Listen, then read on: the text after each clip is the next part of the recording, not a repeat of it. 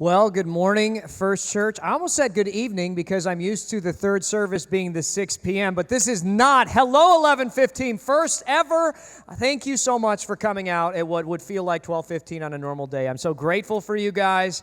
I begged you to come, and you did it. Thank you for coming to this one. My name's John. I'm the pastor here, and we're in week one of a brand new series called Parent Trap.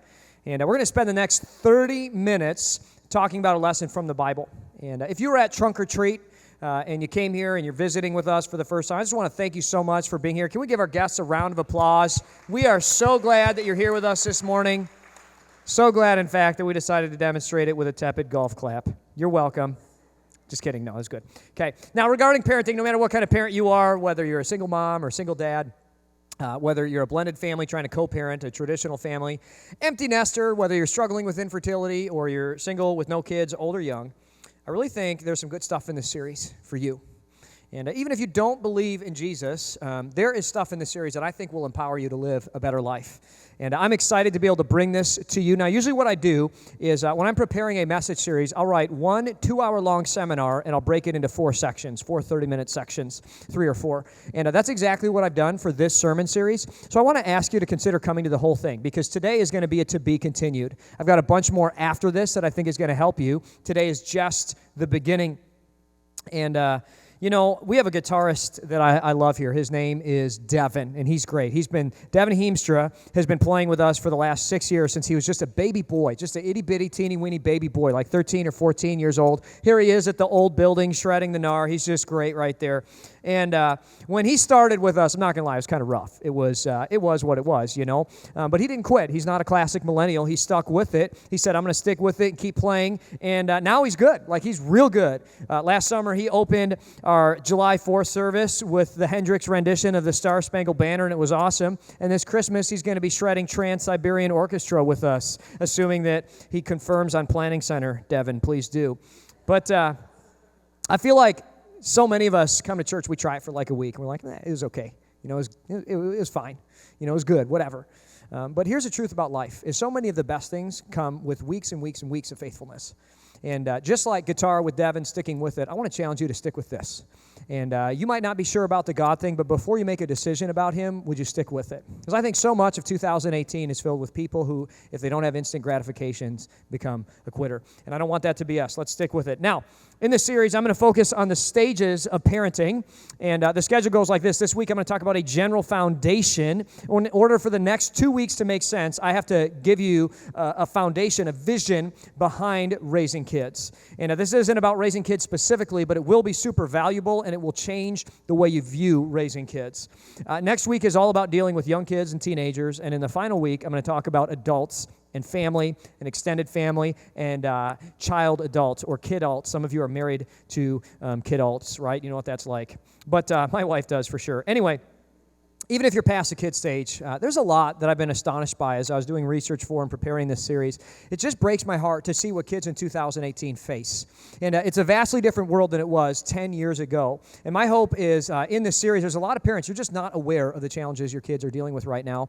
And there's a lot of us, older people, who don't have compassion for a younger generation that struggles deeply with a myriad of different issues that we don't even understand. So I hope that this series would help bridge the gap between generations and give us compassion for people who are struggling rather than being like, why are you so dumb, right? I hope that we could love people more. As an adult, it's amazing to watch how our relationship with our parents change over time. And not all of us have kids, but all of us have had parents at some point in our life. And I can vividly remember my mom when I was in first grade.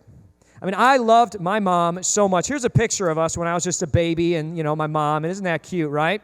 I remember walking backwards down the driveway blowing kisses at my mom. I was going to the bus stop, and I just thought I missed her so much. I even asked her, I said, Mom, I need you to blow some kisses into my lunchbox so that when I open it at lunchtime, I can just take those kisses. I won't tell my friends what I'm doing, but that's actually, I asked her to do that, right? Because I loved her that much. I don't just remember the action of blowing kisses to my mom. I remember the feeling. Right? I mean, I loved her so much. I remember specifically thinking, if my dad dies, I'm going to marry that woman, right? That's what I thought. I thought she's just the most beautiful. She hung the moon. She's amazing.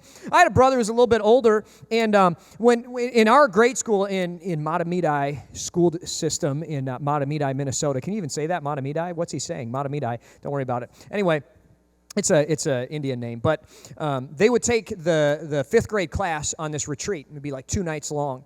And my brother came back from the Laurentian Environmental Center telling me this retreat was the bee's knees. And I was like, there's no way that I'm going to spend 2 nights away from mommy. Like, I spent the next 2 years in complete anxiety worrying about this trip away from my mom. Well, the trip came and went, and it didn't even really bother me while I was on the trip. I was like, this is awesome. And I remember feeling like I almost betrayed my mother because I loved her so much. How could I not miss her? But it just was what it was.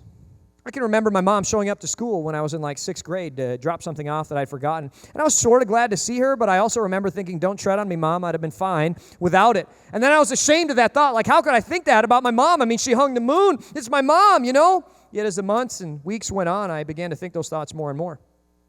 Fast forward to when I was 24, I was bringing home Kristen Nicole Walter to my house. I call her Chrissy Cole. That's her nickname to me. But I was bringing Chrissy Cole home, and it was a big deal. She was going to meet my parents for the first time. I gave my mom a pep talk basically saying, Mom, don't ruin this for me, right?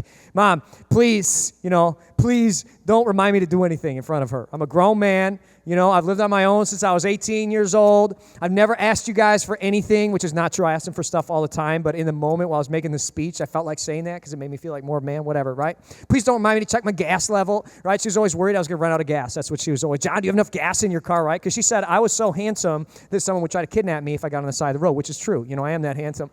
But anyway, she always, would remind me to wash my hands. I'm like, Mom, you don't need to remind me to wash my hands. I never do that anyway. No, just kidding. I do all the time. I said, Mom, don't remind me to be careful, okay? I'm a grown man. I kept saying that, right? So Chrissy Cole walks down the front steps of our house, 65 Pine Street, Matamidi, Minnesota. And immediately my dad looks at me. He's like, yeah, okay, pound it, John. Yeah, that's my boy, right? He was proud of me because, she's a babe, was and is.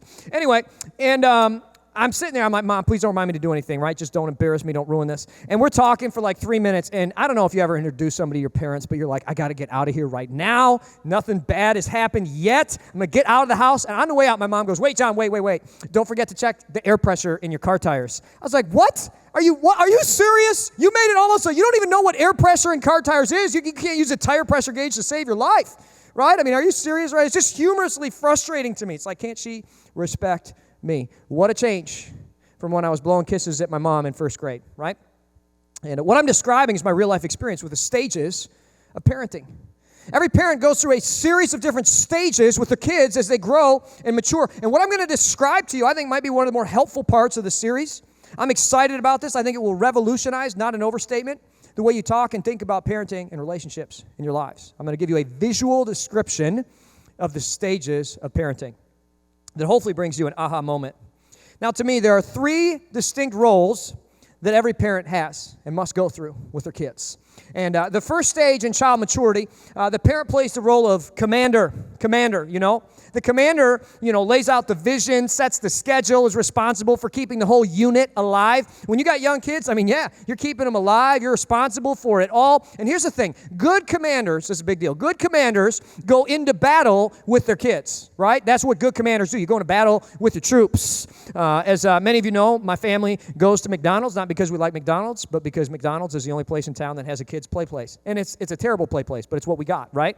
And you see lots of other families that go there, and they just let their kids, free range it. It's just savage in there. The kids just do whatever they want. And I let my kids go in there, but I'm the commander, so I'm like in the trenches with my son. And my son, Eldon, he'll pick a fight with anybody. It's like, Eldon, he's like literally 10 times your size. What are you doing? And I try to tell my son, I said, son, someday you're going to pick a fight with somebody that daddy can't help you with, because look at these wrists. These were made for loving, not hitting. You know what I mean?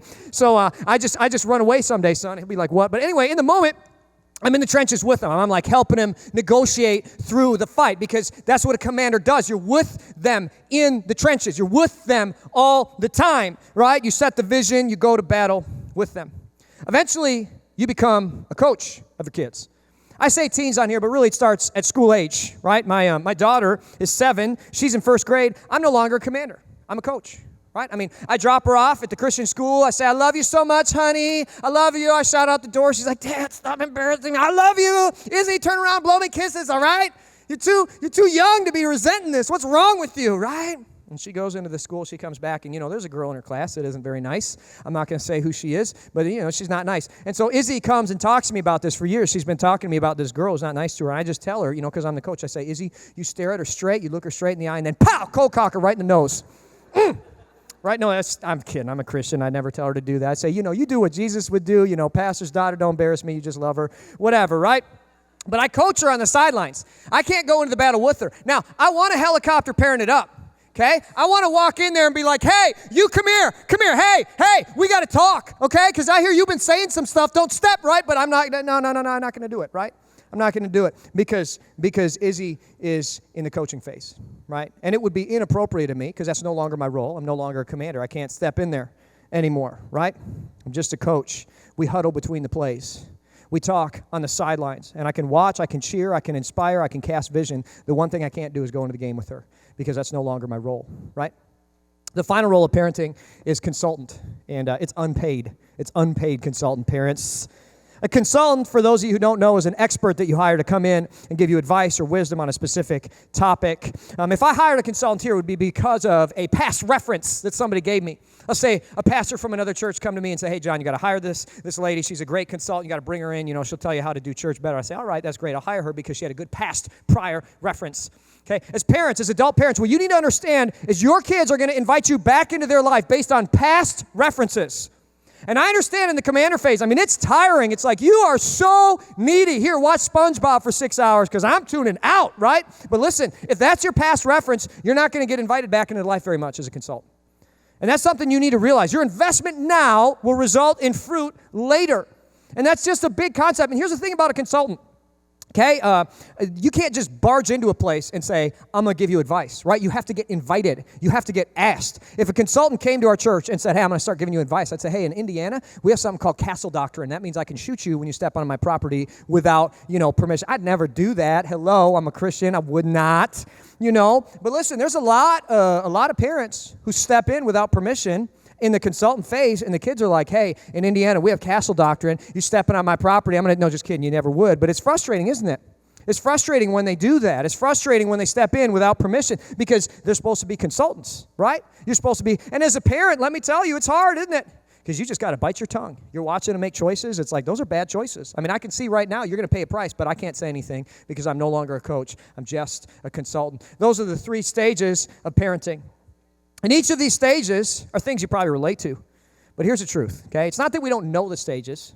The hardest part about the stages is transitioning from one to the next. This is where people really get hung up, okay? Everybody knows. You see that parent who's acting like a commander when her daughter's 16 years old. She knows that she's acting crazy, but she's still doing it, right?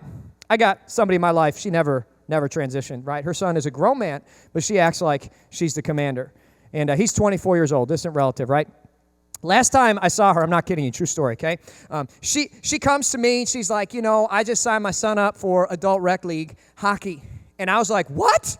Your son is 24 years old and you wandered into the community center with paperwork and his medical information and you signed him up for under 25 men's rec league hockey? That's crazy, okay?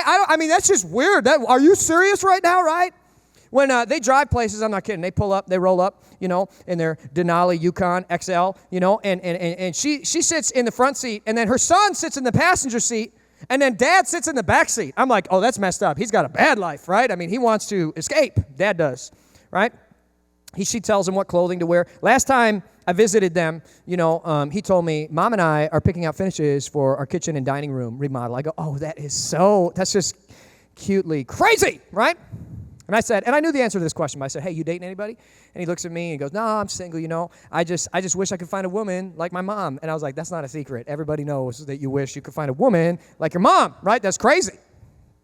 These transitions are the hardest part, right? And it's weird when your kid should have a coach and you're acting like a commander. It's crazy when your kid should have a consultant and you're acting like a commander. But it goes different ways too. I see a lot of times, I see teenagers with dads that are consultants. It's like, dude, your kid doesn't need a consultant. Your kid needs a coach right now. Get out of the garage. Get out of the, from under the hood of your car. Put down your YouTube how-to video. Put down your YouTube fishing video or your YouTube, inboard direct drive ski boat video and get involved. Inspire. Lead your kids. And I know for so many of us, it's like, I'm tired. I just got home from work and my kid needs me. They'll come and get me. No. Dads, get involved. Right? The coaching years are short, so get in there and be a coach. A lot of us, I struggle a lot. I want to be a coach with my kids. A lot of my kids, they need a commander right now. They need me to get in the trenches and get down and roll with them and play with them and be involved with them at home. And it's a short season. But it's hard because a lot of times we just want to be a coach. We just want to tell them what to do. Here, I'll tell you what to do. You go do it. Okay, I don't want to actually get in there. I don't want to get my hands dirty. It's just hard. Every stage is critical. I want you to take a moment. I want you to think about the relationships in your life. And I want you to think, what is my role? What is my actual role? And what role am I playing right now? So I think a lot of us, there's a dissonance, isn't there? I mean, some of us are called to be this, but we're acting like that. And I just want us to recognize that there might be some dysfunction there. You see, I want you to get this. In Indiana, you got to be 16 and a half before you can start driving because we don't trust kids, right? But you got to be 16 and a half before you can start driving. By the time you watch your kid drive off for the very first time, your commander days, long gone. Your coaching days, it's not like you have years left. It's not even like you have months left. You have weeks left. By the time your kids are driving themselves, you are already getting ready to transition into being a consultant. It goes by so quickly. It's a tough transition. We're going to talk about how to make these transitions in the upcoming weeks. I want to coach you. I want to give you advice on how to do that. I want to show you tips and tricks to be able to do this smoothly and effectively in your life. But what I want to do right now is I want to lay out the biblical foundation from which this comes. And what we're going to do is we're going to look at Matthew 18, 19, and 20. It's a series of passages where Jesus will redefine the role of children in the world. And he completely transforms the way that the world would view children. This is actually really cool. You're going to see some of the history behind it. But it starts off, Matthew 20 is where I want to go to first. It says, Then the mother of James and John, the sons of Zebedee, came to Jesus with her sons. She knelt respectfully to ask a favor. What is your request? He asked. She replied, In your kingdom, please let my two sons sit in places of honor next to you, one on your right and the other on your left. And it's like, are you serious right now? This chick, who's got two grown men of sons, right? I mean, their sons probably started following Jesus when they were 13 and 15 years old. So they've been with Jesus for 3 years. This is the end of his ministry. So they're probably 16 and 18 years old, right? And she takes her two sons to Jesus. They're grown men. It's like, lady, you are a consultant acting like a commander. This is nuts. And she says, Jesus, nobody ever recognized their potential. They're way above average, even though all their test scores say they're average. It's because they got ADD and ADHD, and they just never had anyone develop them. And you need to give them a chance, I mean, yeah, they're a little lazy and they sleep in all the time. But Jesus, you just need to invest. It's your job to develop them. And Jesus is like, I mean, this is awkward and you are crazy, right? This is a classic commander who should be a consultant. Well, anyway, my favorite part of the whole passage is verse 24 when the friends all hear about what happened. Okay, the friends, the squad, right? There's 10 other dudes that hang out with Jesus. They're all his good friends, And the squad, hear what they say. It says, when the other 10 disciples heard what James and John had asked, they were indignant. Indignant means they're just beyond anger at this point. It's like, I mean, I'm angry, but I'm also like, I don't even know. Are you serious, bro? You had your mom go to Jesus? I mean, do you even lift? Do you even take protein shakes? What's wrong with you? Are you a man? Like, do you wear deodorant? What in the world? Like, you had your mom go to Jesus? And I mean, they're eating out over it. They go to Chipotle and they laugh and burp and toot and talk about James and John's mom going to Jesus all the time because it's just ridiculous. Why would you act like a child? A child. And Jesus actually has a lot to say about children all throughout Matthew 18, 19, and 20. See, he's coming into the end of his ministry, and he redefines the way the world would see kids in these passages. It's kind of a big deal. He is getting ready for his end game here. And he tells the disciples, I'm going to die and rise from the grave. I'm going to set up a new kingdom. This is a big deal. The Old Testament talks a lot about this Messiah who's going to come and set up a new kingdom, become king of the world. And all the disciples are like, that's awesome. This is what Jesus is. We think he's the Messiah. And, he's going to set up a new kingdom. And they don't really understand the die and rise from the grave part that Jesus talks about. They just think, it's all metaphorical. It's not real, whatever, right? So they're waiting for Jesus to do this thing. And I want to be clear, the disciples don't really like Jesus. Okay, maybe John does, maybe Peter does, but the rest of them, they hang around Jesus because they're using him for his money, right? Or his potential money. All of them and their moms, this is a big tension in the New Testament. When you read the biographies of Jesus' life, which is Matthew, Mark, Luke, and John, you'll see it. The disciples aren't even that close to Jesus. It doesn't even seem like they like him that much. Like they're always kind of distant from him. They're always fighting with each other because they're jockeying for power and position, right? That's the big thing that they're doing in there. You can see it when you read the New Testament because Jesus keeps saying things like this to get them all excited. In verse 16, it says, so those who are last now will be first then. In my new kingdom, okay, there's going to be a role reversal. People who are awesome now, they'll be last then. And those who are, or whatever, and those who will be first now will be last. And all the disciples are like, that's me. That's awesome. I mean, I like that because right now I'm last. And Jesus is saying in this new kingdom, I'm going to be first. And that's good. Make money, Let me tell it to you another way. I'm going to give you a little analogy, and this is going to make sense. This is going to make a ton of sense to you. And anyway, the disciples are like this girl in college, sticking around a farmer boy. And I don't know if you've ever had this experience. I had this experience in college, and it just didn't make that much sense to me. I'd see this, a lot of times. You get this, like, bougie type of girl, she's got her nails did, and she's sporting Red Sole, Louis Vuitton shoes everywhere she goes, highlights, Rodan Field skincare products, because, even though it's $300 a bottle, it makes your skin so soft, It's just so good. It just works. It's worth it, Beauty ain't cheap, right? You see this bougie girl, and she's got a pea coat on. She looks good and cute all the time. And then she's with Farmer Boy. And he's got, cowboy boots with literal poop on them. And he's got scruffy face, some acne, and a Carhartt jacket. And it's like, this is a mismatch. I don't understand. Why are these two is kind of different, right? But then you understand, mommy and daddy have 3,000 acres that they own, right? They own that, right? It ain't rented. They own it. And she's sticking with him because she knows that someday he's going to earn it from them. But what you don't realize is mommy and daddy are Dutch. They're going to make him earn it, right? They ain't just going to give it to him, right? You're going to live on $15,000 a year because mom and dad had to go through it too. You got to run the gauntlet, son. So she sticks with him through the years until mom and daddy are ready to cash out and move to Florida. And finally, payday is coming. The grain is going to rain. 3 months from payday, things are looking good, right? Grandpa finally gets out of the combine and lets him sit in the 8-row Deere 9980 combine because he don't drive Case IH. He don't like breaking down, right? Just kidding. That's Case IH fans. I mean, that's not even fair. I don't care. They're both good. Anyway, I just lost a ton of friends. People are like, I'm out. This church, I can't handle this pastor. 3 months from payday, something changes, though. All of a sudden, he's hanging around this 20-year-old undergrad nursing student. She don't know where he came from, but probably Farmers Only or something like that. She's like, who is this girl, right? Real girlfriend is about to go crazy. She goes up to this new girl, and she's like doing circles, territorial circles around boyfriend. She's like, I've been around this guy through the years, okay? I don't know who you are, but you take one step forward, and you about to die. I wish you would take one step forward, and she's like, and new girl's like, I'm out of here, okay? It's cool. She's crazy. And Farmer Boy's like, I know, help me, right? And she looks at Farmer Boy. She says, put a ring on it. And he's like, I'm so scared, right? This is kind of like what it's like with the disciples in Jesus. They're hanging around Jesus as an investment, not a friend. They see Jesus, they like, you're going to give me money, right? You're going to make me rich. You're going to make it rain someday. And you can see this tension as the disciples are territorial over Jesus and fighting with each other the whole time in the Bible. In Matthew 19:13, it says, one day some parents brought their children to Jesus so he could lay his hands on them and pray for them. But the disciples scolded the parents for bothering him. They're like, excuse me, who are you?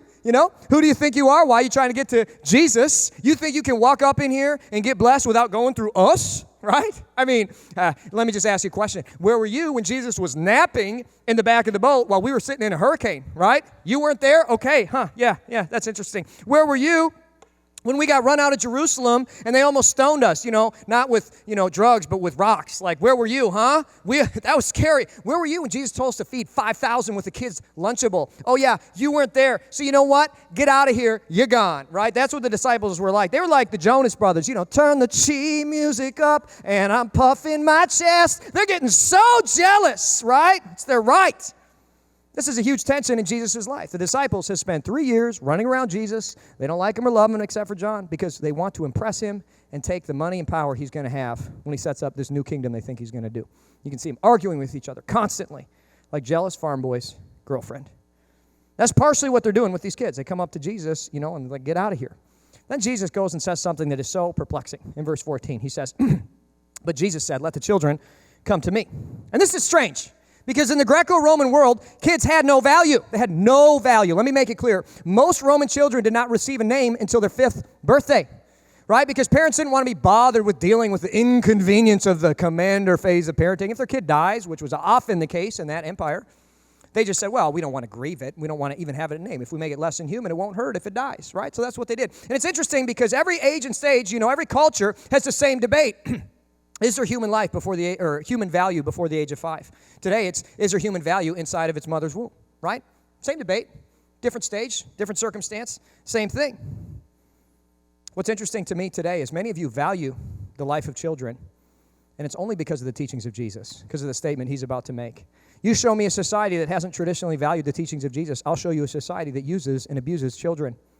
The disciples are trying to be gatekeepers for Jesus right now. They think when he's a big shot, We will be the gatekeepers to the power. You got to bribe us. You got to come through us. You got to know us. You got to do us favors. You want to get to Jesus, that's what you got to do. So these worthless kids come along, and the disciples are like, no money, no connections, no Jesus. But then the J-man busts in here, and he's like, get out the way. Let the little children come to me, and don't stop them. And then he says something crazy, real crazy. He says, for the kingdom of heaven belongs to those who are like these children.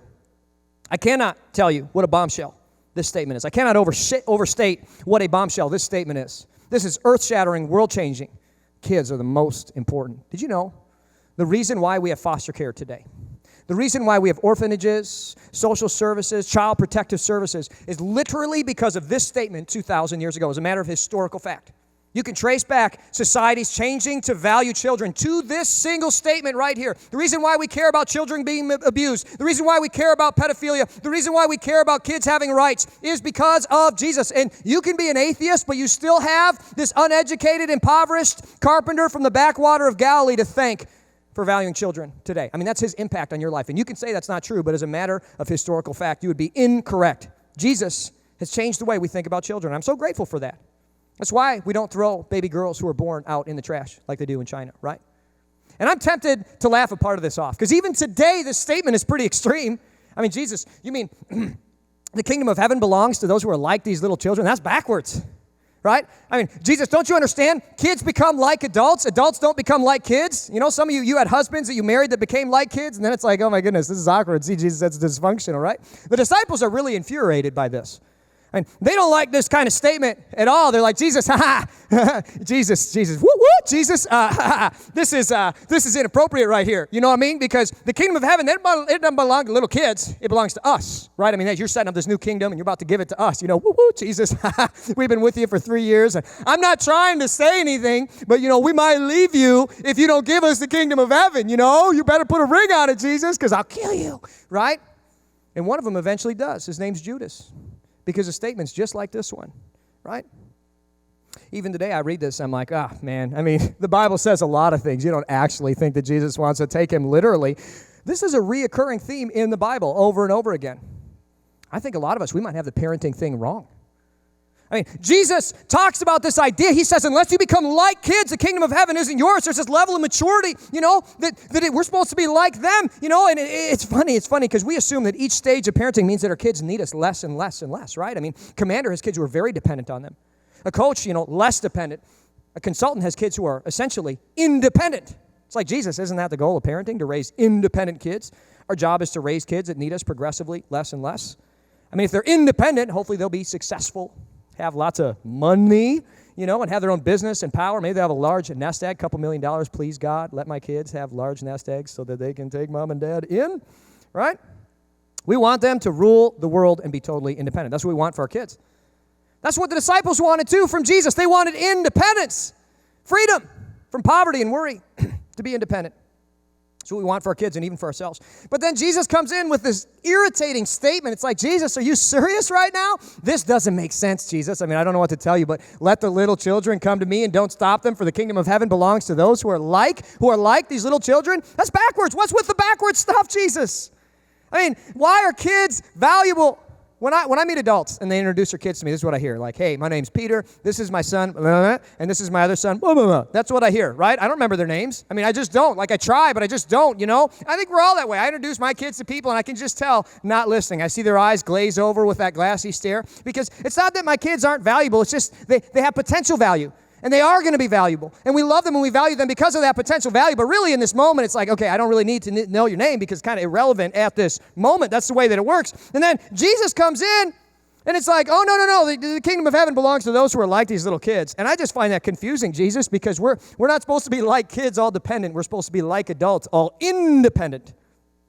Jesus seems to make a lot of statements that don't make sense in the context of the New Testament world, even in our world today. It's like, Jesus, why are you making backward statements all the time? Well, the disciples are mad at Jesus because he makes a statement, the kingdom of heaven belongs to those who are like these kids. They're like, we want the kingdom of heaven. This is awkward, right? So they're mad. They start arguing with each other. They're a little mad at Jesus. They're a little distant. Finally, Jesus calls them all together. He's like, let me explain, okay? What had happened was, okay, he calls them together. He said, okay, you know that the rulers of this world lord it over their people. And the officials flaunt their authority over those under them. And a lot of us, We hear that and we're like, well, I don't lord it over anybody. Certainly not. I am a nice person. But I would argue that a lot of us do lord it over someday. I want you to think about the last time you had a bad customer service experience. I recently had a bad customer service experience because I was treated terribly. And I may or may not have lorded it over. I don't want to say the name of the company, though, because I'm just not like that. But it was Ike Projector International, based in California. Yeah, Ike Projector International, right? And we have 3 Ike projectors hanging in our ceiling. We've had a lot of problems with them. You know, that's why we've been down some projectors some Sundays. Very frustrating. We've had to send them out for repair. And it should all be covered by warranty, but it has not all been covered by warranty. So I get a little upset. I say, hey, I would like to speak to your manager. Well, manager, it was like, help me. Come on, help me out. Are you serious right now? He didn't do nothing. So I said, all right, fine. I'm going to social media. So I'm posting, at Ike International Projector in California, and I'm tagging everybody else, Panasonic Projector, all these other people. All of a sudden, I get a call from the vice president of Ike Projector International saying, Mr. Hill, I would really love to resolve this issue. I said, here's what you can resolve. You're going to kiss my shoe. I'm going to lord it over you. I'm so mad right now. I'm spun up, and all of a sudden, this verse goes echoing through my mind. And I'm like, yeah, Jesus is right. This is what we are as adults. We want to lord it over people. That's independence. I have the freedom to assert my rights. I want my kids to be able to assert their dominance, their rights. That's what I want. That's what we want. And it's annoying because Jesus comes in and he nails us with that statement. He says, unless you become like children. Here he explains it to the disciples in a different way. He goes, but among you it's going to be different. Whoever wants to be the leader among you must be the servant. And whoever wants to be first among you must become your slave. For even the Son of Man came not to be served, but to serve others and give his life as a ransom for many. That's awkward. It's like, Jesus, what in the world? You want us to become like these children? We have to be last? We're supposed to be strong, independent world changers. Jesus, don't you understand? But your kingdom is going to reward the children, the humble and the meek. But Jesus said, let the little children come to me and don't stop them. For the kingdom of heaven belongs to those who are like these children. What do you even mean, Jesus? What do you even mean? And then I was working on this, and it hit me like a ton of bricks. I said, oh, I get it.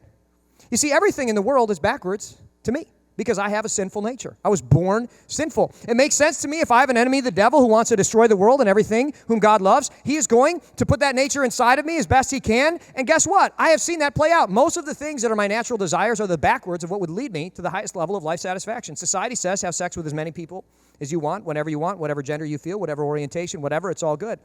Guess what? That statistically leads to high levels of psychological trauma and morbidity, right? We say that's great. We say do it, but guess what? When we send our sons off to their freshman year of college and they connect with 20 people, they come back permanently degrading their ability to experience intimacy in sexual relations, right? And yet that's what society says do. Jesus says the opposite. He says live in monogamy. And guess what? That leads to the highest level of life satisfaction. Sex between one man and one woman only in the context of marriage, but often in the context of marriage. Praise Jesus. Society says, do you. You worked hard for your money. You keep your money. You worked hard for it. You spend it on you. And I'm not saying it's bad to spend money on yourself, but when you only live for yourself and your own pleasure, guess what? We know statistically that leads to a lower level of life satisfaction than a life of generosity. Jesus says, give your first fruits to the kingdom of God. That begins with the tithe, your first 10% to the local church, right? That's what Jesus teaches us to do. And then he says, that's just a starting point. You can give more, live generously. And guess what? Christians are the most satisfied and most generous people in America right now as a subculture of people. I think that's really cool just to think about. Like, Christian people are generous, life-satisfied people because living for yourself doesn't lead to satisfaction. Society says traditionally women and children are not valuable, and it leads to a dysfunctional, less productive society. Jesus says women and children are created in his image and most valued. And we can see that, right? Where you have societies that don't traditionally value women and children, it's dysfunctional, it's crazy, right? In China, they throw baby girls away because they want sons. But in America, we say women and children created in the image of God and are most valued. We're born with sinful hearts, and we naturally have wrong desires. So go with me a second. Go with me for a second back to parenting. The goal of parenting is to raise independent kids. And I actually think that's kind of silly. I want you to think of the most successful, independent, lord it over kind of people that you know. And they're also the least happy. Movie stars, Kardashians, or how about Amy Winehouse, Kate Spade, and Philip Seymour Hoffman? These are the most successful, lorded over kind of people that we know. And guess what? It didn't lead to the satisfaction they thought it would. We all know that super successful doctor, surgeon, whomever, who has everything, complete independence, a nice little Porsche convertible, a mansion, a trophy wife. But it didn't bring him what he thought it would, right? So there's a midlife crisis and lines of cocaine and a couple of side chicks and whatever else, and he's lighting his hair on fire to keep it all alive and keep the dream alive because it didn't bring him what he thought it would, because independence leaves a hole in your heart. We weren't meant to have this big empty space right here. Jesus says there's something wrong with the way our model of parenting is laid out. And here's a profound part. You see, we were born with sin in our hearts. I actually think our moral compass is 180 degrees off because our hearts are sinful. And so the spiritual process of maturity that we think is the process that we should all go through, I think we get it backwards. I think we're missing like half of it. I think we're off. I mean, we think spiritually the maturity process would go the same way. Commander, coach, consultant. That's the way it would work. But Jesus says, no. It's the opposite. Listen up if you zoned out here. Lean in here, okay? When it comes to spiritual maturity, I think a lot of people, you start off with God as your consultant. This is the lowest level of spiritual maturity. 70% of Americans say that they're Christians, but I think like 50 or 60% of Americans actually just have God as a consultant. You say, God, I'll come to you if I need you, but don't barge into my life, okay? We got castle doctrine here in the state of Indiana. God, don't come stepping on me because I'll come after you, okay? I'll call you if I want you. You know, if someone dies, if I get a diagnosis, if I get in trouble financially, legally, or relationally, then I'll go to God as my consultant, right? And think about this. This is the child maturity says you start with your parents as a commander. But spiritually, most of us on the lowest level of spirituality, we start off with God just as a consultant. I'll go to you if I need you. And, you know, the Bible describes a loving relationship with God. This is not a loving relationship with God. This is usury. This is using God. And this is who God is for a lot of us, isn't it? He's someone that we use in times of trouble, right? He's a counselor we hire, not a person we love. Then what happens is eventually we make God a coach. He's a coach. He's a coach. Okay, God, I get it. I see your love and power in the world around me. I've experienced your goodness every day.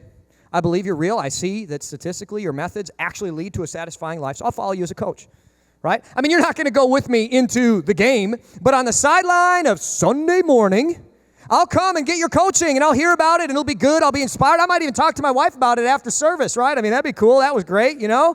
Indigestion, spirituality, whatever. It feels good, you know? Don't know the difference. I'll apply it to my life, whatever. Listen. God as your coach is not Christianity, it's religion. And it's easily confused as Christianity because you're trying hard to play the game according to the coach's instructions. But the highest level of spiritual maturity is not God as a coach. That's not what the Bible describes Christianity as. And yet I think there's a lot of people who have this false idea of being a Christian when you're not. You're not a follower of God. Being a Christian only begins when you go all in with Jesus as your commander, as your Lord, as your leader, as your forgiver. Now instead of being independent, I am dependent on God like a child upon his father. Christianity doesn't have a goal of independence. It has a goal of dependence, like a child, unless you become like one of these children. The kingdom of heaven belongs to children like this. He sustains me as my leader and forgiver. He is Lord. He is boss. He's leader. He's master. He goes with us into every single part of our lives, right? We seek his will for every single decision. His spirit rolls over our temper, our choices, our love, our sex life, our finances, every area. He's in the battle with us at all times like a real commander would be. And we don't say, I'll do it, coach. I'll do my best. We say, with everything I have, my Lord and Master. That's where Christianity begins. That's the beginning of Christianity for each of us. All of a sudden, Jesus' statement makes so much more sense, right? But Jesus said, let the children come to me and don't stop them, for the kingdom of heaven belongs to those who are like these children, right? Boom, there it is. He wants you to be dependent on him. And here's the crazy part. Is I don't think that our parenting process and our spiritual process are supposed to be separated. I think when it comes to generational Christianity, they're designed to fit together like a puzzle. The goal of raising kids is not to make them independent. The goal of raising kids is to change who they are dependent upon. It is to hand the baton of dependence from ourselves to Christ. Independent people are not happy people. But Christians, statistically, are the most happy, most generous, most relational, and healthy people in American society. What I read this week, which was really interesting, there's a lot of research that talks about how going to church weekly actually significantly increases your life expectancy. That's awesome. Hello, you're like, I can't give up an hour on Sunday. Yeah, but what if you get 5 years at the end of your life? Worth it. Christians are not independent. They're dependent on Christ and his body. Our goal as parents is to make our kids dependent on Christ. It's to hand the baton of dependence from ourselves to Jesus. Think about it, okay? When kids are young, you're the commander, and God can't be seen by them, right? They can't see God. My kids ask me all the time, Daddy, how come I can't see God? How come I can't heal God, right? And what do? They borrow my faith. They live through God's promise in me. They live under my covenant and promise. But as they grow older, God goes from a distant consultant that I force them to pray to on the way to school, a distant consultant that mom makes them pray to when they're fighting with each other, to a coach, right? That's the next process. And many of you guys, if you were raised in a Christian home, you might actually remember this, right? You're going to youth group, and all of a sudden, you start saying and doing some of the things that your parents are doing, right? God is more than something your parents make you do. You're like, yeah, I mean, this is kind of cool. I do what God says. You know, on the sideline of Sunday morning, on Wednesday night at youth group, you hear it, you do it. And a lot of parents make the mistake of saying, my job is done here. My kids are Christians. They're not Christians when God is their coach, right? They're getting closer to following Jesus, but this isn't it yet. And a lot of people have this, and here's the problem. Parents make the mistake of saying, my kid's good, I'm done spiritually investing in them, my seed has been planted, it's all good. What happens is your kid goes to college and get annihilated, right? One freshman biology class, they're like, oh, it's over, I met somebody with a different opinion, I'm out of here, right? They're easily influenced, tossed about in the wind, right? No. Christianity for our kids begins when we hand the baton of attendance from ourselves to God. It fits together like one big unified puzzle. That's the whole process. Our goal as parents is to see our kids become dependent upon Christ. And that's my one point today. As parents, I think a lot of us have a goal of seeing our kids be independent, but that's not what God is training and teaching us to do. We want to see God become commander, leader, and forgiver. As parents, I really want you to spend some time thinking about the vision that you have for your kids. God did not create us to be our own boss. He didn't. No matter how good you are, if you have no authority other than yourself, it's not going to lead to good places. And you know it. You don't need science to tell you this, even though it does. How many of us have chased after the dream and listened to our heart, right? I don't know what your dream was. Maybe you had 3 kids and you got a 4-car garage and a McMansion and a trophy wife or trophy husband. You got your fishing boat and your hard surface countertop and your stainless steel appliances, and your kids did great in school and they got elected prom queen and homecoming king and all this. And I mean, all the dreams were fulfilled. And as you watch your kids back down the driveway, leaving for college on Thanksgiving break, you realize, oh my goodness, my heart is emptier today than it was when I started. We were not created for independence. Some of you chased after all the dreams. I mean, the party, the deep laughter, the good friends, the highest highs, and the experiences were amazing. But as you age, as your life begins to pass you by, maybe you're 40, maybe you're 45, you start reaching the middle of your life and you realize, is this all there is? Because, oh my goodness, even though I've done all these things, even though I've had all these experiences, my life is emptier now than it's ever been. Because when we get to this place and we're totally independent, we realize there is this huge God-shaped hole in our life. This is not a blessing. This is a curse. And yet so many of us want to see our kids become empty-hearted and independent. Doesn't offer life, folks. And you know I'm right. You know it. It's empty. What are we giving to our kids? Why would we try to give this to our kids? Why are we chasing after this? Instead, you fill this part of their heart with Jesus as commander, leader, and forgiver. This week is just the introduction. I'm going to teach you how to command and coach next week. I'm going to teach you how to get from one spot to another next week. I got a whole bunch more in this analogy that I had to delete this week because it's just too complicated, not enough time. But this week, my challenge is simple. I want you to really think about your goals as parents. Okay? Leaders in the room. Single moms in the room. Fathers in the room. Husbands in the room. Sons in the room. You've been called by God to lead your families. And I want to ask you, what are your goals? What are your aspirations? What are you really leading your family towards? Because I think a lot of us aren't really leading our families to something that's going to satisfy. You know, we say we love God, but really, I mean, we care so much more about, you know, extracurriculars and grades and whatever. I'm not saying grades don't matter. I mean, I look at my kids, I say A is for average, right? A minus, you're grounded, okay? Come home. We're Asian after all, right? You're going to do perfect. I'm not asking for much. I'm asking for perfection, Isabel. But no, seriously, when it comes to them loving Jesus, I don't care about grades. I don't care about Pop Warner. I don't care about Upward. I don't care about any of those things. I mean, it matters zero compared to their love for Jesus. If I could have my kids, you know, I hope it's both, but if they have to be social misfits, if they got to be horrible grades and poor, but they love Jesus, that's all I care, because they'll be rich in love from Christ. And that's what I want for them. I think there are so many parents who did everything but fill their child's heart with the love of God. And you know what's funny to me is so many of us, we look back at our childhood and we say, oh yeah, my heart was fuller. It was fuller. Yes, because you had your parents standing over you, right? And each stage of life felt progressively more empty because God wasn't in it. Only with Jesus in your life do you feel the fullness that you're looking for. Fathers, husbands, single moms, what are you leading your family towards today? I hope that you guys might sit down, and some of you people, if you're single, I hope that you might sit down and really spend some time writing out, this is what I want my family to look like. And this is what I'm going to do to get there. I want us to spend some time thinking about all the things that we do, all the events that we're striving for, all the time that we invest in, all the things that we cry over, all the things that we spend money on, because I just think there's a lot of stuff that we do when we really think about it. At the end of the day, I don't care about this. I care about Jesus, and I know you do. I just want us to have actions that match our words. Now, I want to take a look at the spiritual maturity thing. So I think there's a lot of us, maybe we didn't have a Christian home. Okay? Maybe we didn't get to see that generational spirituality in our lives, and that's okay. My wife was raised in a home like that. So I'll just ask you this simple question. Who is Jesus to you right now? I want you to think about who Jesus is in your life, because my guess is there's a lot of us, God is a consultant. Let's be honest. You came here because somebody dragged you here. Sure, you believe in God. Keep in mind, James tells us the devil believes in God. That doesn't make you a Christian. That makes you somebody who is sort of spiritual. But you're not a follower of Christ. Christian means like Christ, little Christ, follower of Jesus. I think there's a lot of us, God is just a coach. This is not what the Bible describes when it describes this movement called Christianity. It describes people who are fully submitted to this God, this commander, this Lord, this master in their life. Who is Jesus to you? I really want you to take an inventory right now, because if we really want to give our kids something great, if we want to be a church that is generation after generation, it begins with us genuinely, completely, and wholeheartedly submitted to the authority, to the leadership, to the commandership of Christ in our life. And I want that for us.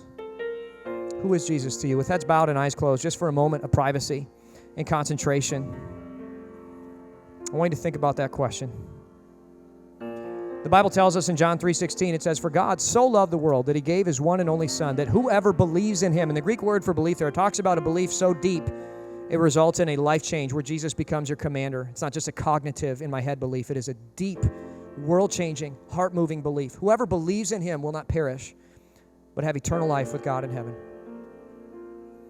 If you're here today, you recognize, man, God's not my commander, but I want him to be. You can do that. You can say, you know what, Jesus, today I'm giving you everything. I'm giving you the reins. I'm giving you the wheel. I'm giving you the authority. I'm giving you the power. I'm giving you the password. You get it all. If that's you, would you just lift up your hand and say, yeah, Pastor, that's me. I want that. I want that. I see that hand. Anybody else? I see that hand. I see that hand. Anybody else? I see that hand back there.